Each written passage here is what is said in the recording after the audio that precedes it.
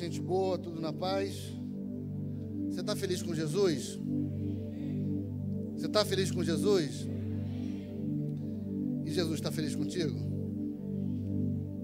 O amém já diminuiu, né? Deus é bom demais, Deus é bom demais. Tem alguém aqui sedento e com fome da palavra de Deus? Eu fui agora ali no bebedouro e no corredor encontrei o Mark. Eu acho que semana passada, 2 semanas atrás mais ou menos, nós fomos ministrar juntos em uma igreja em Caxias. E o Mark falou assim: pastor, desde aquele dia a gente não se encontrou mais, mas aquele dia foi bênção demais, Deus operou e a igreja recebeu muito. E ele falou assim: rapaz, você em outros lugares parece que está fluindo mais. Eu falei: por que você está falando isso? Ele falou: porque eu já vi o senhor pregando essa mesma mensagem que o senhor pregou lá na igreja em outro lugar, e parece que dessa última vez foi melhor. Eu falei: Mark, entenda o seguinte, não é que a mensagem tenha sido melhor, foi exatamente a mesma mensagem que eu preguei. O fluir de Deus ali foi maior, porque aquele povo estava com mais sede. Entenda, querido, o fluir da mensagem, 50% é responsabilidade do pregador e 50% responsabilidade daqueles que ouvem. Não adianta eu oferecer pão a quem não tem fome, não adianta eu oferecer água a quem não tem sede, mas eu quero crer que essa noite eu estou pregando para um povo que tem fome e sede da palavra de Deus. Eu estou pregando para alguém aqui, meu? Aleluia. Então abra o seu coração para receber aquilo que Deus tem para você essa noite. Abra sua Bíblia comigo, por gentileza. Gênesis.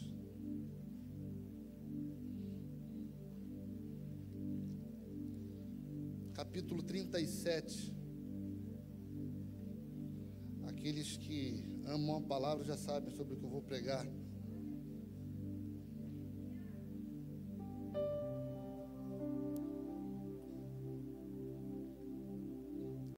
Aleluia, aleluia, aleluia, aleluia. Gênesis 37.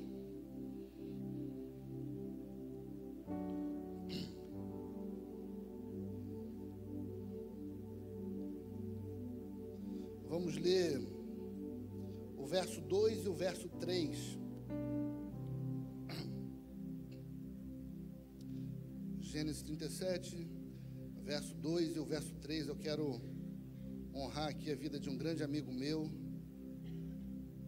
Fabinho Martins e sua família. Grande amigo meu, Jana, Caio, só gente boa. Quando eu conheci, vocês conhecem já tem um tempo já, né? Fazem uns 30 quilos atrás, né? Tem um tempinho já. Deus te abençoe, meu irmão. Gênesis 37, verso 2 e 3, você que achou, diga: eu achei. O texto diz o seguinte: esta é a história da família de Jacó. Quando José tinha 17 anos, pastoreava os rebanhos com seus irmãos, ajudava os filhos de Bila e os filhos de Zilpa, mulheres de seu pai, e contava ao pai a má fama deles. Verso 3: ora, Israel gostava mais de José do que de qualquer outro filho, porque ele havia nascido em sua velhice. Por isso mandou fazer para ele uma túnica longa ou colorida, dependendo da sua versão. Você pode dizer amém mais uma vez por essa palavra? Pregue comigo essa noite. O tema da minha mensagem hoje é: a casa de Potifar não é o seu lugar. A casa de Potifar não é o seu lugar. Lá talvez exista prosperidade, lá talvez exista segurança, lá talvez exista status, mas mesmo com tudo isso, ainda não é o seu lugar. Você pode pregar para um ou dois ao seu redor e falar assim: a casa de Potifar não é o seu lugar. Aleluia. Queridos, me prestem sua atenção por um momento. José é alguém especial, José é alguém diferenciado, eu diria. José é alguém marcado por Deus, eu diria, marcado por um sonho profético. José, ele é marcado por intervenções divinas, mas nem sempre a vida de José foi assim, porque existiam muitos momentos na vida de José, que a sua vida foi marcada por perseguições, a sua vida foi marcada por calúnia, e muitas das vezes essa é a nossa vida. Às vezes vivemos um momento de intervenções, mas às vezes vivemos um momento de perseguições. E as perseguições que José vive, ele vive no ambiente terreno. As perseguições de José são perseguições terrenas, mas me alegra saber que para cada perseguição terrena existe uma intervenção divina. Para cada perseguição existe uma intervenção. E deixa eu já ser profeta para você. Para cada perseguição na sua vida existe uma intervenção de Deus. Essa é a vida de José. José tem a intervenção de Deus, tem a mão de Deus desde o seu nascimento.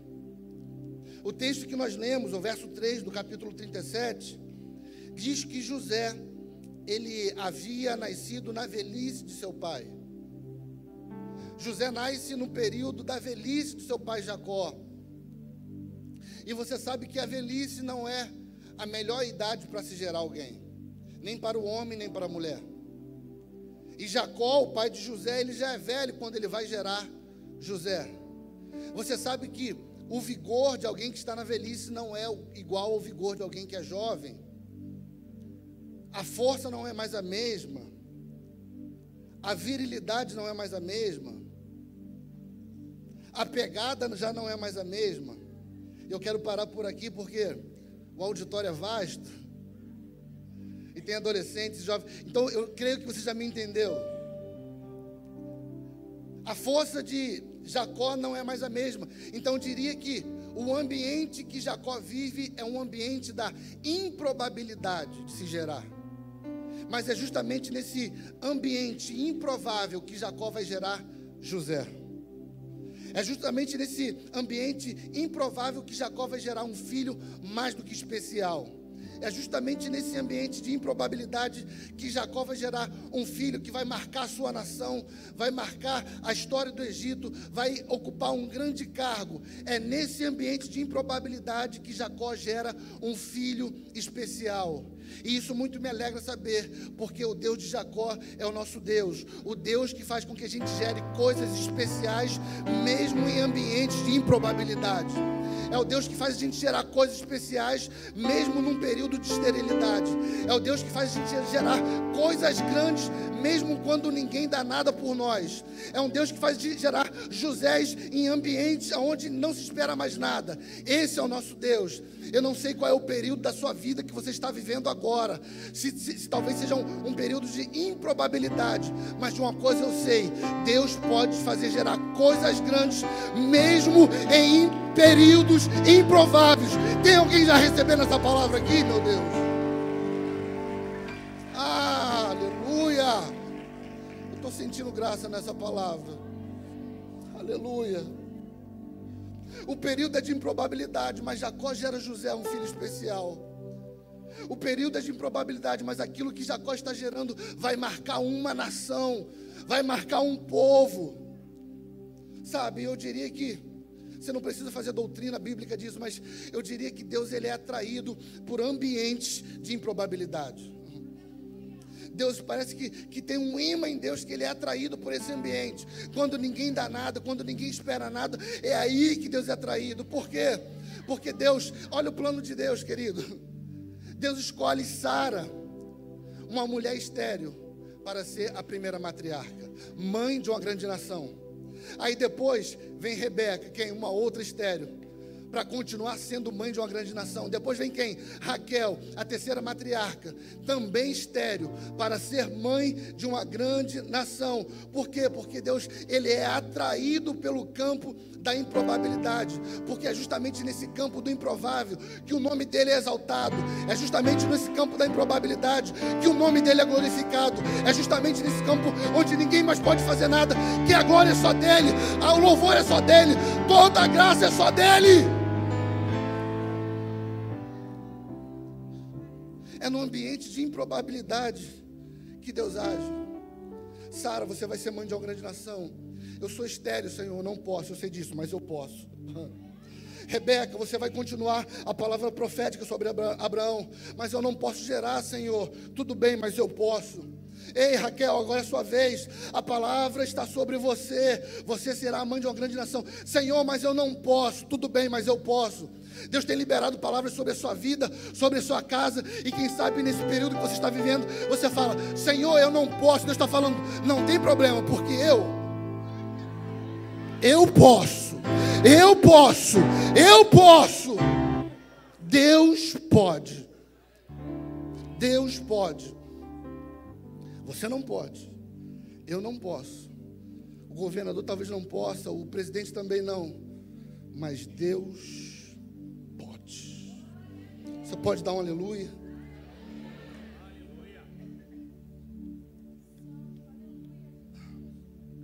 E justamente por José nascer no período da velhice de seu pai Jacó, diz o texto que Jacó ou Israel vai amar mais a José. É um filho especial, é um filho que nasceu num período onde não se esperava gerar filhos. Então, Jacó, ele vai fazer uma túnica de várias cores, ou uma túnica longa, dependendo da sua versão bíblica. Independente se é colorida ou longa, o que a Bíblia quer dizer é que o que José recebe é algo diferenciado dos seus irmãos. Jacó, ele dá algumas coisas para José que ele não dá para os seus irmãos ou para os seus outros filhos. Permita-me imaginar, me preste a sua atenção e a sua imaginação. No dia das crianças, chega Jacó com muitos presentes. E os filhos eufóricos para saber o que vão ganhar. O primeiro a ganhar o presente é José, o filho querido. E José abre o embrulho e está lá um PlayStation. E os irmãos também, a gente vai ganhar também um PlayStation. E quando os irmãos abrem, tem um Polystation. Alguns entenderam aqui. Querido, Polystation é o tipo PlayStation. Só que não. Jacó traz uma camisa da Adidas para José. E os outros irmãos abrem e leem a camisa dos outros irmãos. Ardida. Não, não é isso. Para José, sabe, Jacó compra um Big Mac. Para os outros irmãos, um podrão, que também tem seu valor. Mas não é um McDonald's. Pregação de gordo sempre tem comida.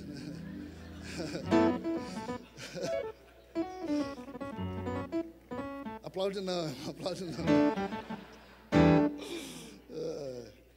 E é justamente nesse ambiente que os irmãos de José vão ficar com ira de José. Não por aquilo que José está fazendo, mas por aquilo que o seu pai Jacó está fazendo.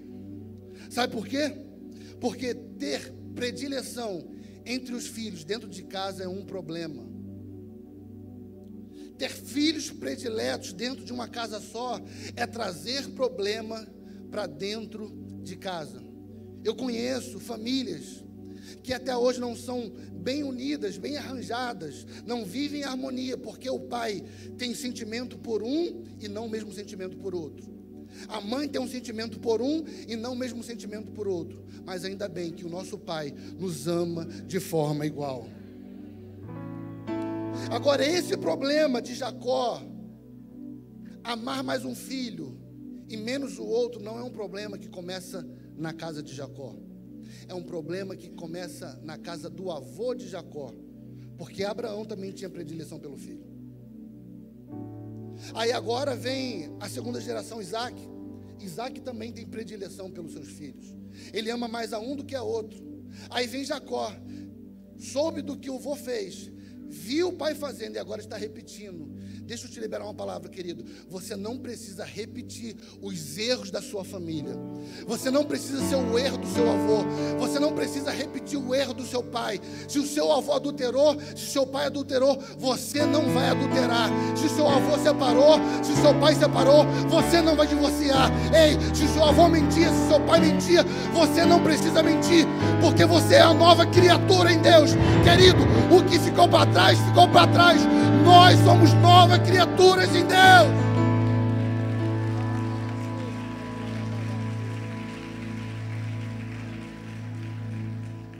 Você não precisa ser o erro da sua família. Não, que lá na minha família sempre foi assim com todo mundo. Que na minha família todo mundo fez assim, prazer, exceção. Você será a exceção da sua família. Ninguém avançou, você vai avançar. Ninguém conquistou, você vai conquistar. Ei, querido, ninguém criou, ninguém fez história, você vai fazer. Porque você não precisa repetir as mazelas dos seus antepassados. Você está recebendo essa palavra? Diga amém. Agora, por conta dessa predileção de filhos, os irmãos de José vão começar a persegui-lo. Ninguém mais agora gosta de José entre os irmãos. Lá vem o chato. E a Bíblia diz que José é aquele que delata seus irmãos. Todo mundo ia para a escola, quando chegava em casa, Jacó só perguntava para José: e aí, o que eles fizeram? E aí, o que eles aprontaram? E aí, o que eles arrumaram? Ó, pai, fiquei sabendo que os meus irmãos estão arrumando briga na escola. Estão arrumando briga com a professora. E os irmãos não gostavam disso. Ninguém gosta de ser delatado. E a rixa vai aumentar com José. E agora José tem um sonho. E eu não sei se por ingenuidade ou por maldade mesmo, eu não sei. José vai contar esse sonho para os seus irmãos, que ele sabe que não gostam dele. Aí, rapaziada, tive um sonho. Que sonho, José? Eu sonhei que estávamos no campo e o meu feixe de trigo fica em pé. Existem 11 feixes de trigo que se curvam ao meu feixe. José tinha 11 irmãos, homens. E naquele momento eles entendem: você está dizendo que a gente vai se curvar perante você? Você está dizendo que vai governar sobre nós? E isso, pela cultura, já era uma afronta. Irmão mais velho se curvar ao irmão mais novo, isso é uma afronta. Mas preste atenção no sonho: feixes de trigo em um campo. Agora José tem um segundo sonho, mais audacioso. Por quê? Porque ele sonha com 11 estrelas, ou seja, representando os 11 irmãos, que estão se curvando perante ele, mas agora o sol e a lua também, o que representaria seus pais, mesmo a sua mãe já tendo morrido.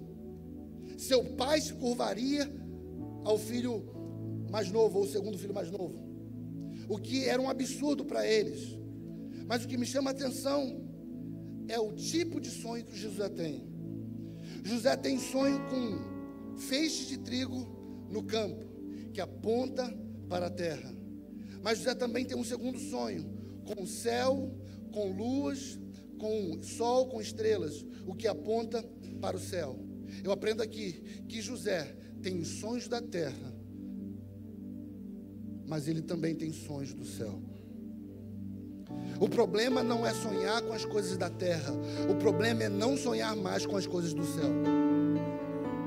O problema não é desejar as coisas da terra. O problema é não desejar mais as coisas do céu. Sabe, querido, qual tem sido o teu tipo de sonho? Sonho da terra apenas ou sonho do céu também? Porque Paulo diz aos Coríntios: se esperamos em Cristo somente nessa vida, somos mais miseráveis de todos os homens. Eu repito, o problema não é sonhar sonho da terra. O problema é não sonhar mais os sonhos do céu. Sabe, sonhe com um trabalho melhor, sim, mas principalmente sonhe em trabalhar para o reino de Deus. Ei, querido, sonhe por uma casa melhor, sim, mas sonhe principalmente com as mansões espirituais. Ei, sonhe com um casamento, sim, mas sonhe principalmente com o noivo vindo buscar a sua igreja. sonhe sonhos da terra, mas também sonhe sonhos do céu. Agora, depois desse sonho, é que a rivalidade dos seus irmãos vai aumentar. Agora não é simples risco, uma simples birra. Agora seus irmãos, os irmãos de José, estão maquinando contra ele. Então um dia os irmãos de José estão no campo e o seu pai, o pai de José, Jacó, fala assim: José, vai ver os seus irmãos como eles estão. Nisso que José está chegando, os seus irmãos o avistam de longe e falam: rapaz, quer saber? Vamos dar um fim na vida desse sonhador aí? Vamos matá-lo e vamos ver o que será desse sonho que ele contou. Vamos acabar com a vida dele. Eu quero ver como esse sonho vai se realizar. O irmão mais velho fala assim: não, calma, não vamos matá-lo, vamos apenas dar um susto, vamos jogar ele dentro de uma cisterna. Os outros irmãos concordam e tacam José dentro da cisterna. A cisterna está vazia, você conhece muito bem a história. Nisso que eles estão jogando o irmão na cisterna, o texto diz que está se aproximando uma caravana de ismaelitas. Eles pensam bem, falam assim: o que vamos ganhar com José apenas na cisterna? Vamos arrumar um dinheiro em cima dele? Vamos vendê-lo? Então, quando essa caravana passa por eles, eles falam: aí, vocês não estão a fim de comprar um escravo, não? Vocês não estão a fim de comprar um escravo, não? Depende. Qual é o preço? Eles vendem José por 20 ciclos de prata. Querido, entenda bem, em Êxodo, depois a gente vai ler isso, 21, 32, que um escravo, ele valia no mínimo 30 ciclos de prata. José está sendo vendido por 20, ou seja, os seus irmãos o consideravam menor do que um escravo. Nem um escravo você é para nós. Um escravo vale mais do que você. Agora, se coloque no lugar de José. Ouvindo e pensando isso, meus irmãos olham para mim e acham que um escravo é mais valioso do que eu. Para os meus irmãos, nem um escravo eu posso ser, eu sirvo. Nesse momento, os ismaelitas levam José para o Egito. Chegando no Egito, existe um comércio de escravos. E agora um homem chamado Potifar, um homem muito influente, chefe da guarda do faraó, acha graça em José e compra José. Vou dar um dinheiro nesse camarada aí, vou ver qual é a dele. Ele compra José como escravo e agora leva José para sua casa. Só que Potifar não sabia que ao comprar José, ele estava também atraindo a bênção do Senhor. Ele, na cabeça dele, estou comprando mais um escravo, mas ele não sabia que ele estava comprando alguém, sabe, separado por Deus, aonde a bênção de Deus repousava, aonde a mão daquele escravo chegasse, era prosperidade, aonde o pé pisasse, era prosperidade. Então, porque Potifar compra José, a casa de Potifar começa a prosperar. Os negócios de Potifar começam a prosperar, não por conta da boa organização financeira, dos bons investimentos, mas porque a bênção estava sobre José. José agora começa a ganhar a confiança de Potifar. Ele agora não é um simples escravo, ele é escravo sim, mas agora ele ganha uma posição maior dentro da casa de Potifar.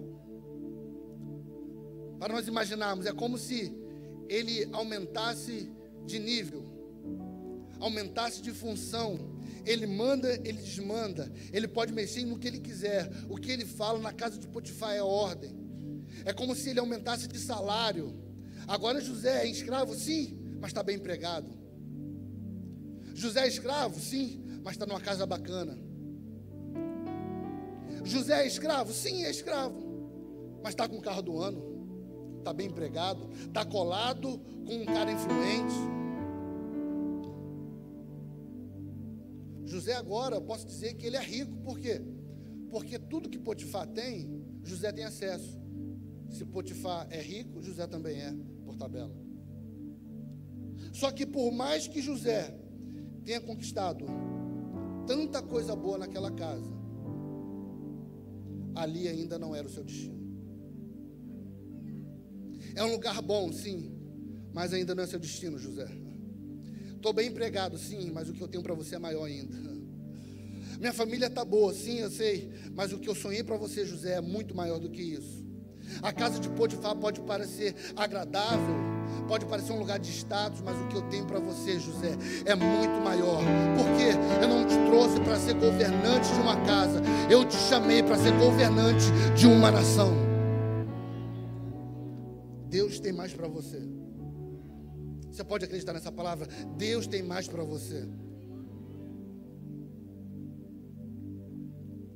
Só que, como eu disse, por mais que aquela casa representasse prosperidade na vida de Potifar e na vida de José, José era um próspero, ainda escravo. E está aqui o primeiro problema, porque, primeiro, a casa de Potifar representa o lugar de escravidão. Nesse momento, José é a figura de uma pessoa que, apesar de seus bens, apesar das suas conquistas, continua escravo. Estou bem empregado, José, eu sei disso, mas você é escravo. Tem o carro do ano, José falando, eu sei, mas José, você tem esse carrão aí, mas você continua sendo escravo. Estou com muito dinheiro, eu sei, José. Tenho status, eu sei, José, mas apesar de tudo que você tem, você ainda continua sendo escravo. E o que tem de gente que, apesar de próspera, continua ainda escravo do vício. Existem pessoas que, apesar da sua prosperidade, continuam escravo do jogo. Sou próspero, eu sei, mas você ainda é escravo do adultério. Sou próspero, eu sei, mas você continua escravo da mentira. Tem um carro bom, tem um status, eu sei, mas você não consegue liberar perdão e continua escravo do rancor. O problema é que tem muita gente comemorando a sua prosperidade, quando na verdade deve estar chorando a sua escravidão. Sou próspero, eu sei, mas ainda é escravo. Sou rico, eu sei, mas ainda é escravo. Sabe, gente, tem muita gente que luta tanto para conquistar seus bens, e quando conquista, vira escravo deles. Estou lutando para ganhar dinheiro, eu sei, mas quando conquista, vira escravo dele. Entenda uma coisa, Israel foi escravo no Egito. Você pode ler isso em Êxodo. Mas quando lemos Juízes, percebemos que Israel vira escravo na terra da promessa. Sabe onde Israel está escravo? No lugar onde mana leite e mel. Chegamos na terra da promessa, lê Juízes, porém escravo. O povo está na terra da promessa, na terra da prosperidade, porém escravo. Entenda uma coisa, querido, o sonho que Deus tinha para José fala de prosperidade, sim, fala de governo, sim, mas fala de liberdade, fala de senhorio e não de escravidão. Por quê? Porque foi para a liberdade que Cristo nos libertou, me libertou, te libertou. Portanto, permaneçamos firmes e não deixe submeter novamente a um jugo de escravidão. Querido, o diabo, o inimigo, o maligno, ele pode até te oferecer riquezas, mas ele não te oferece liberdade. Agora Deus te oferece prosperidade e liberdade. Deus está interessado na sua prosperidade, sim. Eu não estou falando da prosperidade que pregam por aí, não. Estou falando da prosperidade bíblica. Mas Deus está principalmente interessado na sua liberdade. Tem alguém livre aqui essa noite? Primeiro ponto, a casa de Potifar representa lugar de escravidão. Segundo lugar, a casa de Potifar representa lugar de acomodação. Os estudiosos vão fazer uma conta que José vai ficar na casa de Potifar por aproximadamente 10 anos. José olha para si e fala assim, talvez não seja para isso que o Senhor sonhou para mim, ou sonhou para mim. Mas aqui está tão bom. Se eu for fazer uma retrospectiva da minha vida, eu fui perseguido pelos meus irmãos, eu fui traído pelos meus irmãos, eu fui vendido pelos meus irmãos. Eles maquinaram a minha morte, me venderam com um preço menor do que o de um escravo. Olhando para a vida que eu estou agora aqui na casa de Potifar, está muito bom. Está muito bom. Ar-condicionado, comida na geladeira, emprego fixo, status. Está muito bom. As festas de gala eu participo. Os amigos dele eu sirvo todos. Eu sou alguém bem relacionado. A casa de Potifar é um lugar de escravidão, sim, mas aqui eu estou bem. Mas Deus não preparou a casa de Potifar para você. Eu estou pregando para alguém aqui. Ei, querido, a casa de Potifar não é o seu lugar. Lá talvez você tenha conforto, sim, mas não é o seu lugar. Lá talvez você tenha prosperidade, sim, mas não é o seu lugar. Lá talvez você tenha prazer, sim, mas Deus não preparou a casa de Potifar para você. Deus tem algo maior para você. Só que José, no meu ponto de vista, está acomodado.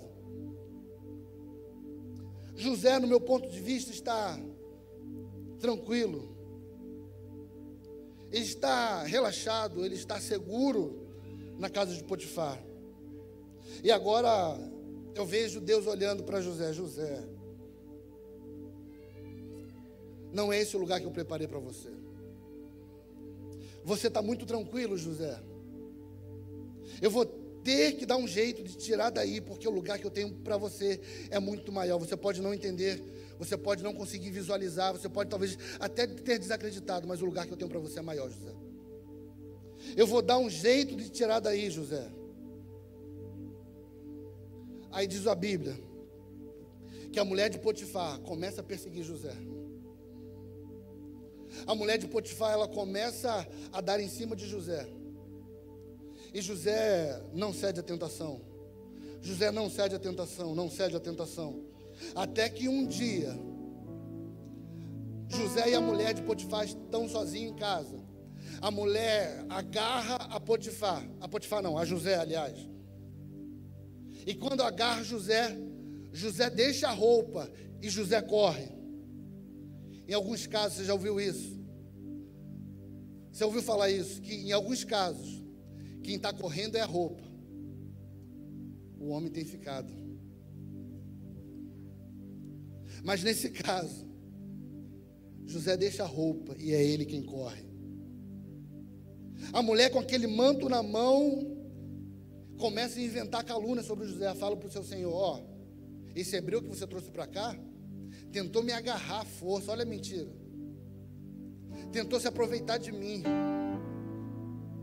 O Potifar corre atrás de José, o alcança e o prende. Talvez no nosso olhar, rapaz, deu tudo errado de novo. No olhar de Deus, é o primeiro passo para tirar José da casa de Potifar. No nosso olhar, deu tudo errado. No olhar de Deus, está dando tudo certo, porque agora José está se aproximando do governo do Egito. No nosso olhar, José é alguém que está sendo perseguido por Deus. No olhar dos céus, José é alguém que está sendo ajudado por Deus. José chega na prisão. Você conhece muito bem a história. Eu quero encurtar essa história aqui. Ele conhece dois funcionários do faraó que estão presos lá. Um é padeiro, o outro é o copeiro. O copeiro tem um sonho e fica sem saber a interpretação daquele sonho. José passa e fala assim: por que você está tão triste aí? Não, rapaz, tive um sonho aqui e eu não sei qual é a interpretação. Fala para mim. O camarada conta o sonho para José. José fala: rapaz, isso aí é bênção para você. Significa que daqui a pouco você vai estar novamente no palácio servindo o faraó. Oh, glória a Deus. Aí passa o padeiro, que também está preso. Ouve que José profetizou bênção para um e acha interessante. O texto diz, vendo que a profecia de José era favorável, ele acha interessante. E profetizou bênção para ele, vai profetizar para mim também. Aí José, eu vi que você falou que o copeiro vai ser restituído ao trabalho dele. Eu também tive um sonho. José, legal, conta seu sonho. Não, eu sonhei que isso. E José fala: rapaz, quer dizer que daqui a pouco você vai morrer, vão cortar tua cabeça. Esse é o profeta. Profetiza a bênção quando tem que profetizar. Mas quando tem que profetizar juízo, ele não corre. Eu falei para a Rebeca esses dias.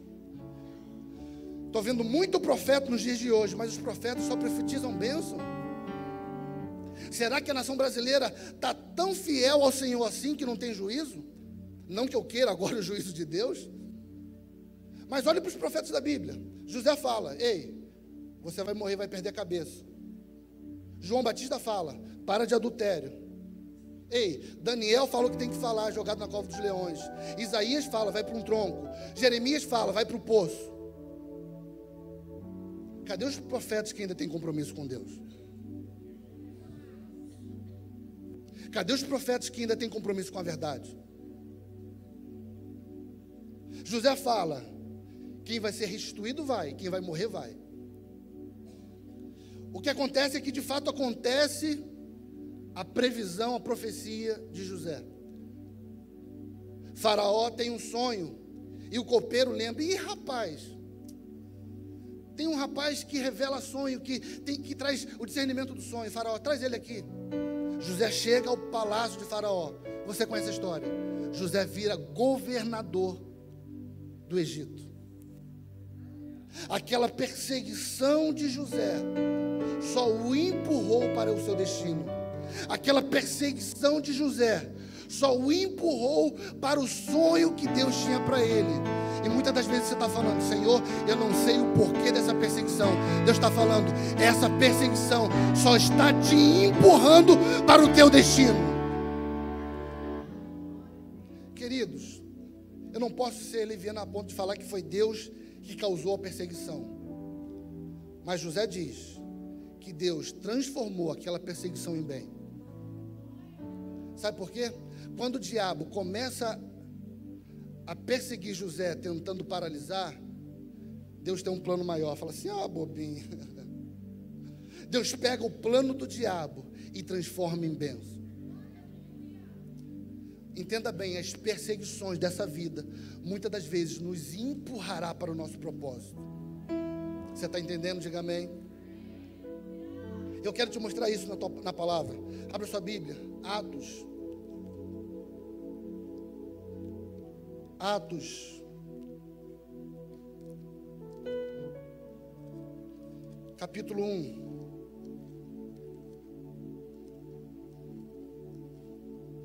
Aleluia, aleluia. Atos, capítulo 1, verso 8.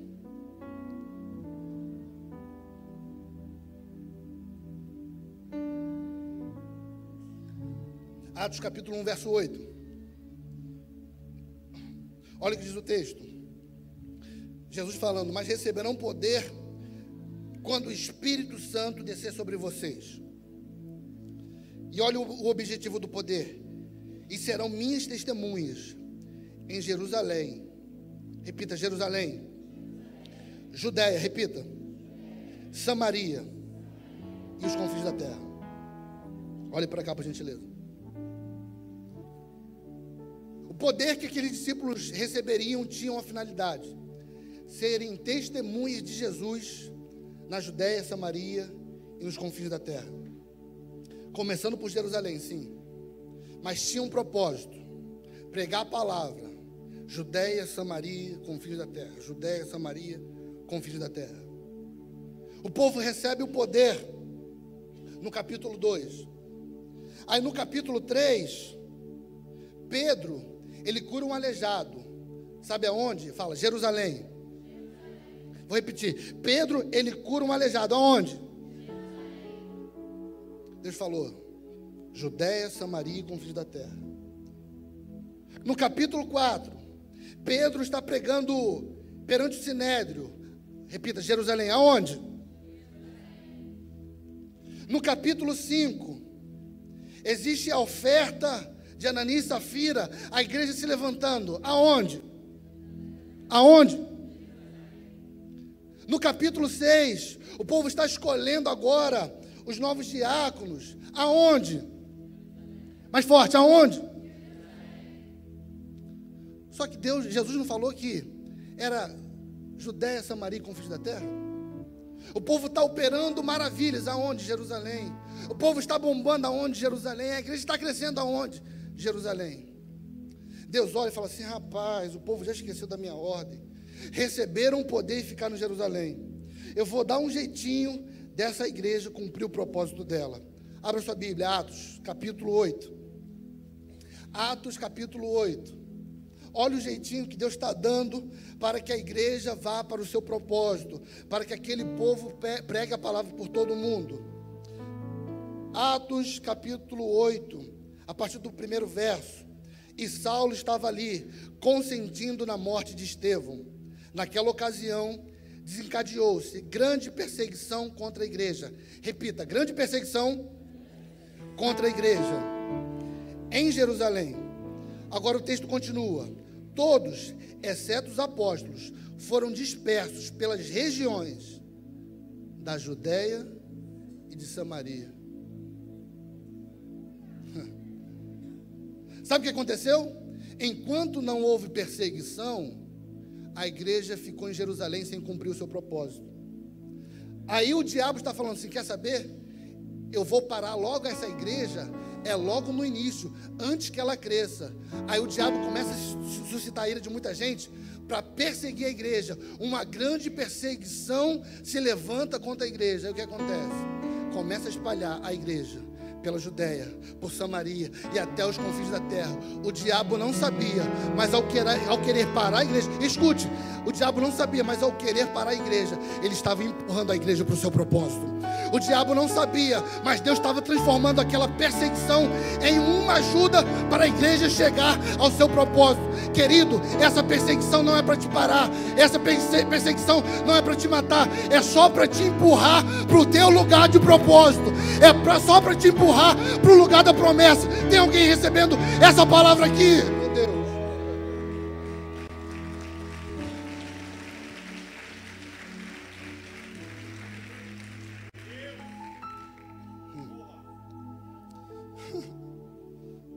Jesus fala assim: se espalhe pelo mundo.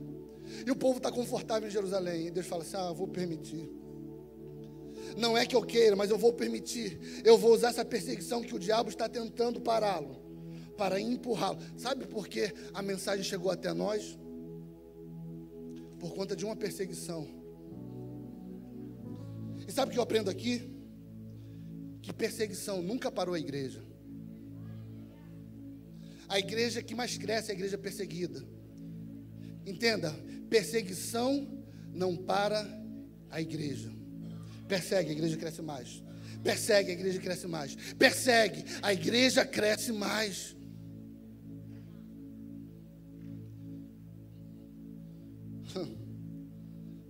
O diabo não sabe dos planos de Deus. Às vezes ele até desconfia, mas ele não sabe. Quer outro exemplo? O diabo queria parar a obra de Jesus aqui na terra. Por diversas vezes Jesus escapou da morte aqui na terra. Aí diz o texto que Satanás, não diz qualquer demônio, diz que o próprio Satanás entra em Judas. Judas traz Jesus, porque ele está com o próprio Satanás. Satanás fala: eu vou parar a obra desse cara. Só que Satanás entrando em Judas, vende Jesus. Vendendo Jesus, eles jogam Jesus para a cruz. Jesus veio à terra com um propósito: morrer por mim e por você. E quando o diabo achou que estava paralisando Jesus, na verdade estava empurrando para o seu propósito. Querido, entenda, Deus tem coisas grandes para nós. E às vezes, olhe para mim por gentileza, às vezes o diabo vai tentar nos parar. Só que o diabo parece que esqueceu de Romanos 8:28. Porque todas as coisas cooperam para o bem daqueles que amam a Deus. Se for para te tirar da casa de Potifar, Deus até permite uma guerrinha. Se for para te tirar do lugar de acomodação, Deus até permite uma lutinha. Mas não para querer te parar, para querer te promover. Querido, quem era Davi antes de Golias? Um anônimo. Golias se levanta. E depois que Davi mata Golias, Davi vira o cara. Porque Golias não serve para parar Davi. Golias só serve para promover Davi. Essa luta não serve para te parar. Essa luta só serve para te promover.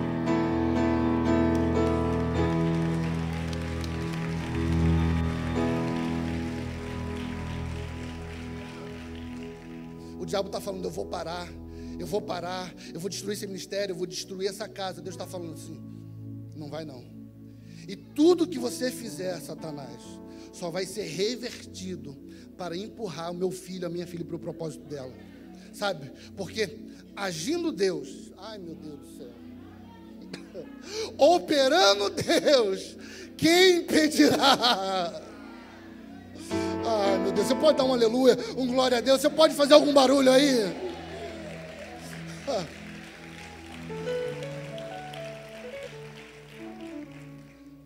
A casa de Potifar não é o seu lugar. Esse lugar de escravidão não foi o lugar que Deus sonhou para você. Esse lugar de acomodação não foi o lugar que Deus sonhou para você. Deus tem mais para você. Deus tem mais para o teu ministério. Deus tem mais para a tua vida espiritual. Deus tem mais para a tua família. Deus tem mais para as tuas crianças. Deus tem mais para as tuas finanças, meu Deus. O problema é que toda perseguição que a gente passa, a gente acha que é o fim do mundo, que Satanás, querido. Abra comigo rapidamente. Último texto, prometo. Gênesis ainda.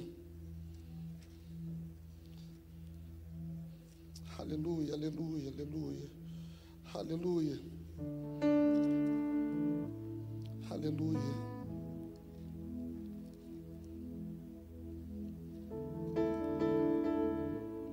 Gênesis 50, verso 20. Gênesis 50, verso 20.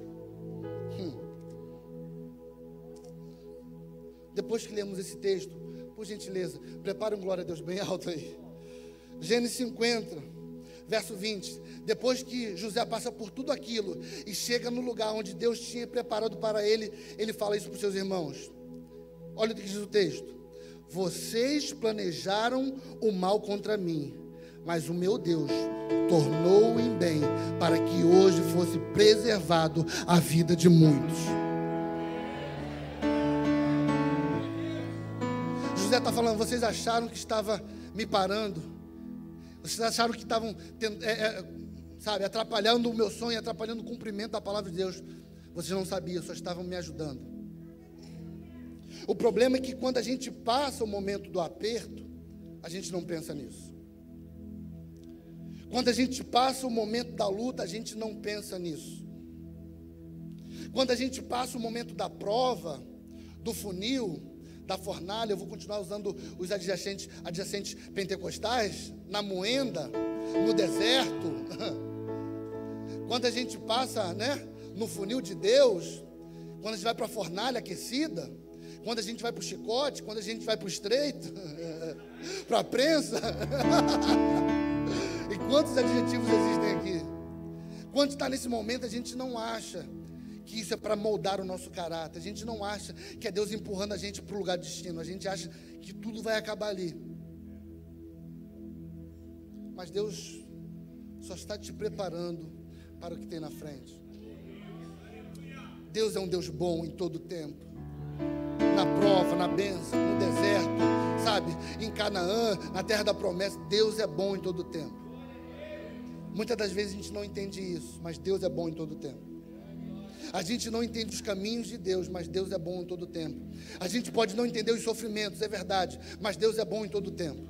A gente pode não entender a dor, mas Deus é bom em todo tempo. A gente pode não entender o luto, a morte, mas Deus é bom em todo tempo. A gente pode não entender a cura que não chegou ainda, a porta que não se abriu ainda, mas Deus é bom em todo tempo. A gente não pode não entender um momento de escassez, de infertilidade, mas Deus é bom em todo tempo. Eu contei isso ontem aqui no culto da juventude e quero repetir. Assim que o Pedro nasceu, com 2 dias de vida, a médica falou assim: pai e mãe, vocês têm que logo dar a injeção a vacina no seu filho. 2 vacinas. Eu falei, claro, pode ficar tranquilo, sou um pai responsável, eu queria logo dar todas as vacinas, preocupado, nosso primeiro filho.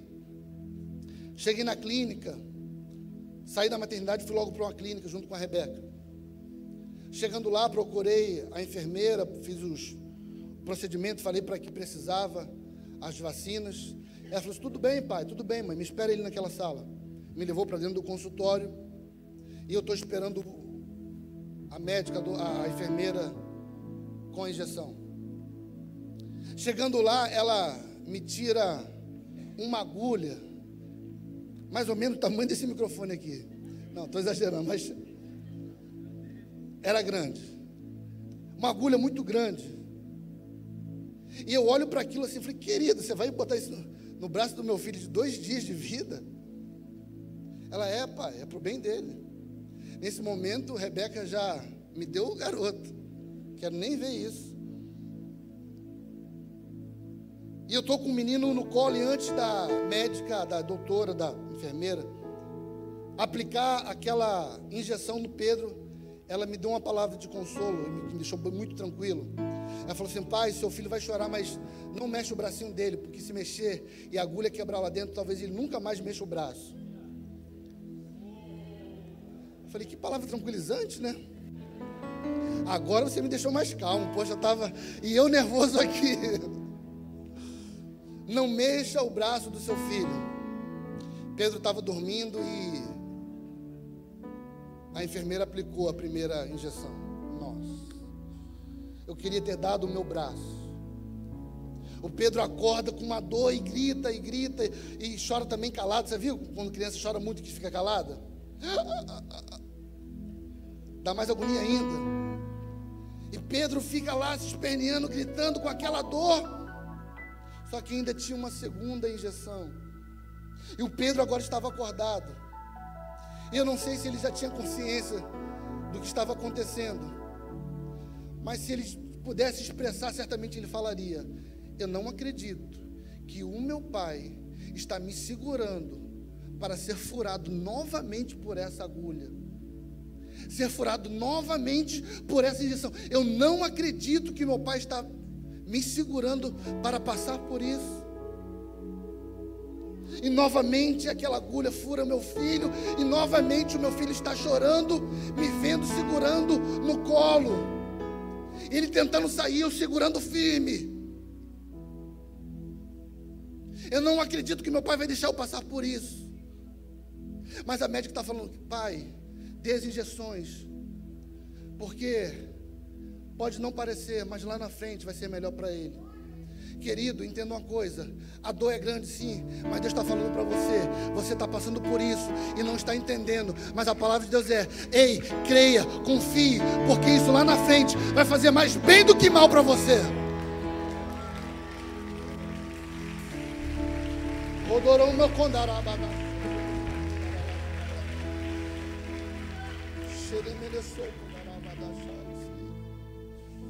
Está sofrendo, está doendo, não está entendendo? Eu não tenho todas as respostas.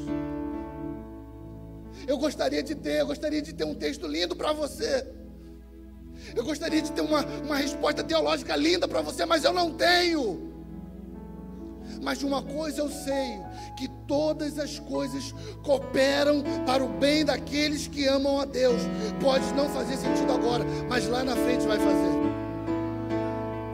Agora eu quero que você pense comigo: se eu não houvesse dado essas vacinas no Pedro, e por não ter dado, ou seja, por ter poupado ele daquele sofrimento, Deus nos livre, mas ele tivesse pegado alguma doença irreversível, e depois do Pedro já grande, eu falo assim: filho, você tem essa doença, você tem esse problema, sabe por quê? Porque lá atrás eu te poupei de um sofrimento, de uma agulha. Sabe o que o Pedro falaria para mim? pai, você é um pai mau. Você não está entendendo agora, mas lá na frente, quando você tiver maturidade, você fala assim: pai, muito obrigado por aquele sofrimento. Muito obrigado porque eu aprendi, porque eu amadureci, porque eu cresci. Eu não sei qual é o sofrimento que você está passando, Mas a Bíblia chama esse sofrimento de leve, momentânea tribulação, que produz para nós um peso de glória muito excelente e eterno. Fique de pé no seu lugar.